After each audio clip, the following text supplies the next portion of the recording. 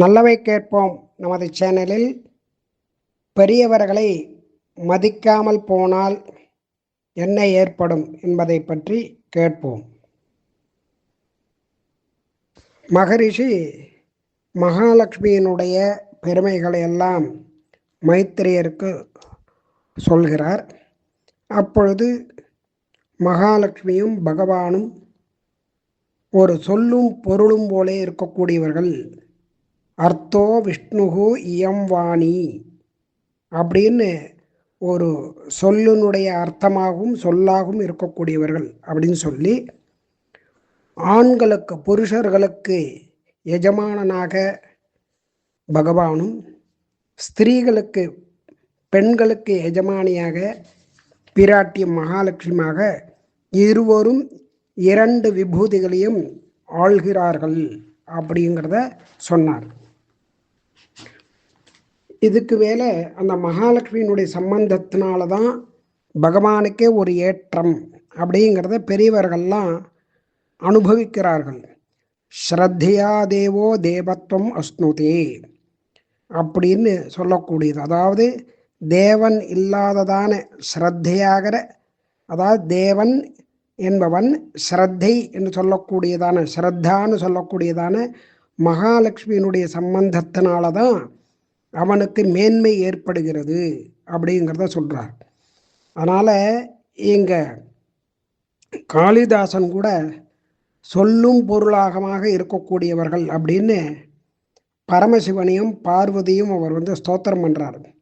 வாகர்த்தாவிவ சம்பிருக்தோ வாகர்த்த பிரதிபத்தையே ஜெகதப்பிதரோ வந்தே பார்வதி பரமேஸ்வரோ அப்படின்னு. அந்த மாதிரி இங்கே பகவான் ஸ்ரீமன் நாராயணன் மகாலட்சுமி ரெண்டு பேரும் திவ்ய தம்பதிகள்.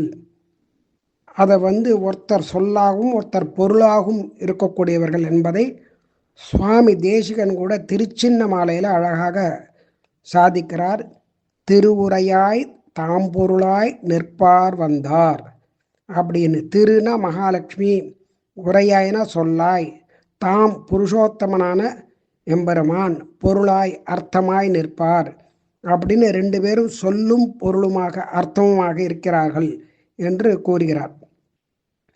இப்படி இங்கேயும் இயம் வாணி திருவுரையாய் அர்த்தோ விஷ்ணுகு, விஷ்ணுவானர் பொருளாய் அப்படிங்கிறத மகரிஷியும் காமிக்கிறார். இப்படி விபூதிகள், அதாவது அந்த விபூதி அப்படிங்கிறது நீதி, அதாவது லக்ஷ்மி, நயம், பகவான், புத்தி அப்படின்னு சொல்லக்கூடியது. அந்த மாதிரி இங்கே மகரிஷி இந்த விஷயங்களெல்லாம் நமக்கு எடுத்து சொல்கிறார். கிம்பாத்திர பகுனோக்தேன அப்படின்னு சொல்லி சங்கேபேன இதம் உச்சதே அப்படின்னு சொல்லி ரொம்ப சுருக்கமாக சொல்கிறேன் அப்படிங்கிறாருங்க.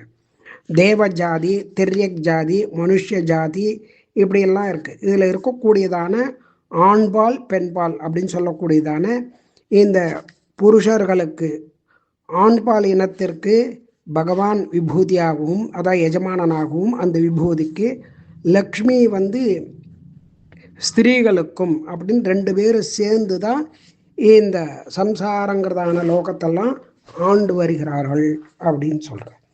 இந்த லக்ஷ்மி பிருகு மகரிஷிக்கு பெண்ணாக பிறந்தால், அவதரித்தால், சமுத்திரராஜனுக்கும் பெண்ணாக பிறந்தால், இந்த ரெண்டு விஷயங்கள் சொல்லப்பட்டது.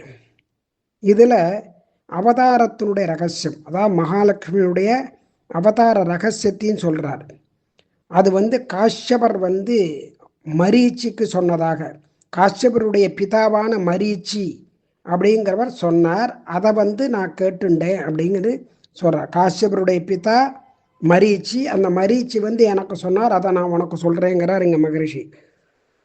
துர்வாசர் அப்படின்னு ஒரு மகரிஷி, அந்த மகரிஷி அவரை தெரியாதவா யாருமே இருக்க மாட்டார். ரொம்ப பிரசித்தமானவர்.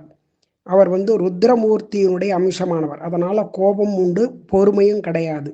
அப்பேற்பட்டதான ஒரு கோபத்தை உடையவர்.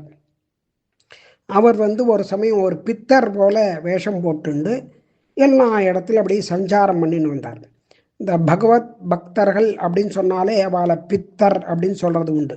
அத்தா அரியே அப்படின்னு சொல்லி பித்தா அப்படின்னு அழைக்கிறார் ஆழ்வார் கூட. பகவானை நான் பகவானை தவிர வேற யாரையும் நான் வந்து இது பண்ணுறதில்ல, அத்தா அப்படின்னு அரியே அப்படின்னு அழைக்கிறேன் அப்படிங்கிறார் திருமங்கை ஆழ்வார். ஆனால் இப்படி அத்தான்னு கூப்பிட்டு பெருமாளை பாடக்கூடியதான அனுபவிக்கக்கூடியதான ஆழ்வாரை உலகத்தில் உள்ளவர்கள் பித்தா அப்படின்னு ஏசுறாளாம், பித்தர்னு சொல்கிறாளாம். ஆனால் பக்தர்களை பித்தர்னு சொல்கிறது ஒரு வழக்கம், எல்லாரும் அப்படி தான் பார்ப்பா. அந்த மாதிரி துர்வாசர் ஒரு பித்தர் வேடம் போட்டுட்டு அப்படியே சஞ்சாரம் பண்ணிட்டு இருக்கார். அப்படியே சுற்றி திரியும் போது ஒரு சமயம் என்னாச்சு, ஒரு பெரிய காட்டுக்கு போகிறார். அந்த காட்டில் ஒரு வித்யாதர ஸ்திரீ ஒருத்தி ஏத்தாப்புல காணப்பட்டால்.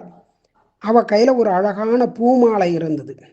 அந்த பூமாலை வந்து எப்படின்னு கேட்டால், தேவ விருட்சங்கள்லேருந்து மலர்களை எடுத்து அதனால் தொடுக்கப்பட்டதான மாலை, இது கட்டப்பட்டதான மாலை. அந்த மாலை, அந்த புஷ்ப மாலையினுடைய அந்த சுகந்தம் வாசனை ரொம்ப நன்னாக இருந்தது. தேவ புஷ்பம் எல்லாம் அது மகாலட்சுமியை ஆராதிக்கிறதுக்காக கட்டின மாலை. அதனால் மகாலட்சுமிக்கு சாத்தி எடுத்துட்டு வந்ததான மாலையை அவள் கையில் வச்சுட்டு இருக்காவோ. அந்த மாலையை பார்க்குறார் இந்த மகரிஷி, பித்தர் வேஷத்தில் இருக்கக்கூடியதான துர்வாசர் பார்க்குறார். இந்த மாலையை வந்து அழகாக கம்பன் வர்ணிக்கிறார், கம்பநாட்டாழ்வான் வர்ணிக்கார். விஞ்சையர் கோதை புண்டரேகம் என்பதற்கே புகழ்ந்தனள், புகழ வண்டு அறாத மாலையை கொடுத்தனள் மகிழ்ந்து அப்படின்னு. அப்படிப்பட்டதான அந்த மாலையை இவ கையில் வச்சுருக்கிறத பார்த்ததான மகரிஷி அந்த மாலையை நாம் வந்து வாங்கிக்கணும் அப்படின்னு போய் யாசிக்கிறார். அந்த பெண்மணி இடத்துல எனக்கு இந்த மாலை வேணும் அப்படின்னு. உயர்ந்த பொருள் எங்கே இருந்தாலும் அதை யாசித்து வாங்கணும் அப்படிங்கிறது சாஸ்திரம். அந்த சாஸ்திரத்தை இங்கே அனுஷ்டித்து காமிக்கிறார் மகரிஷி. வித்யாதர ஸ்திரீ சூக்ஷ்ம தர்மங்களை தெரிஞ்சின்றவ. மகரிஷி தன்னிடத்துல கேட்டுட்டாரே அப்படின்னு ஒரு சந்தோஷப்பட்டுண்டு உடனே அவள் வந்து என்ன பண்ணுறா, துர்வாசருடைய திருவடியில் விழுந்து வணங்கி அந்த மாலையை பிரீத்தியோடு அவர்கிட்ட கொடுக்குறார். அந்த மாலையை வாங்கிட்டு தலையில் அப்படியே சூட்டின்ட்டு அவர் பாட்டுக்கு வர்றார், தலையில் வச்சுட்டு வரார் அந்த மாலையை. பித்தராக இருக்கக்கூடியவர் பக்த சிரேஷ்டராக இருக்கிறதுனால அந்த மாலையை தரிச்சுட்டே அப்படியே உலகத்தை சுற்றின்னு வரார். அப்பொழுது தேவர்கள்லாம் புடைசூழ அந்த சசிபதியான இந்திரன் வந்து என்ன பண்ணுறான், ஒரு பவனி வந்துட்டுருக்கான். ஐராவதம் யானை மேலே உட்காந்துட்டு அவன் வந்துட்டுருக்கான். அவனை பார்த்த உடனே இவர் என்ன பண்ணுறார், இந்த மாலை இவங்கிட்ட கொடுப்போம் அப்படின்னு அவர் யோசிக்கிறார். அதாவது பெரியவர்கள், நல்லவர்கள், நன்மையை நினைக்கக்கூடியவர்கள், கற்றறிந்து விவேகத்தோடு இருக்கக்கூடியவர்கள், அவர்கள்லாம் என்ன பண்ணுவான்னு கேட்டால், தன்னுடைய க்ஷேமத்தை நன்மையை காட்டிலும் பிறருக்கு உதவுவது, பிறர் நன்றாக இருக்க வேண்டும் என்று நினைப்பது தான் அவர்களுடைய சுபாவம். அதே போல இந்த மகரிஷியும், துர்வாச மகரிஷியும், இந்த மகாலட்சுமியினுடைய அனுகிரகமானது, இந்த மாலையானது இந்திரனுக்கு போகட்டும், அவனுக்கு தான் செல்வ செழிப்போடு இருக்கணும் அப்படின்னு சொல்லி அதை நினச்சிட்டு அவன்கிட்ட கொடுக்கறதுக்காக அதை எடுத்துன்னு போகிறார். அவன் எதிர்த்தாப்பில் வரான். வந்தவனே இந்திரனை நோக்கி, அவன் யானை மேலே உட்காந்துருக்கான், அதனால் அவனை பார்த்து இந்த மாலையை பிடிச்சிக்கோ அப்படின்னு சொல்லி தூக்கி எறிகிறார் அவங்கிட்டக்க. அவனுக்கு வந்து ஒரு ஐஸ்வர்யத்தினால தான் தேவேந்திரன் அப்படிங்கிறதான ஒரு செருக்கு இருந்தது. அதுக்கு மேலே அந்த யானை, அந்த கஜமானது மதத்தினால செருக்கோடு இருந்தது. இந்த மாலையை போட்ட உடனே அந்த இந்திரன் என்ன பண்ணான், அந்த மாலையை அப்படியே அந்த யானை மேலேயே போட்டுவிட்டான். அதை மரியாதையாக வாங்கி கண்ணில் ஒத்திண்டு தான் வந்து அதை சூட்டிக்கல. அதை என்ன பண்ணிட்டான், தான் போட்டுக்காமல் ஐராவதத்து மேலே போட்டுவிட்டான். அந்த ஐராவதம் என்ன பண்ணிட்டு அப்படின்னு கேட்டால், அந்த மாலையை எடுத்து தூக்கி எறிஞ்சுது. இதை பார்த்த உடனே இவருக்கு வந்து கோபம் வந்து கொடுத்து துர்வாசருக்கு, தேவேந்திரா, நீ செல்வத்தினால ரொம்ப கர்வத்தோடு இருக்க, யாருக்கும் கிடைக்கக்கூடாதான் கிடைத்திருக்க அரியதான இந்த மாலையை நான் உனக்கு கொடுத்தேன், இது மகாலட்சுமியினுடைய பிரசாதம், இதை வாங்கி கண்ணில் ஒத்துண்டு நீ மரியாதை கௌரவத்தோடு இது பண்ணியிருக்கணும், கொண்டாடி இருக்கணும்.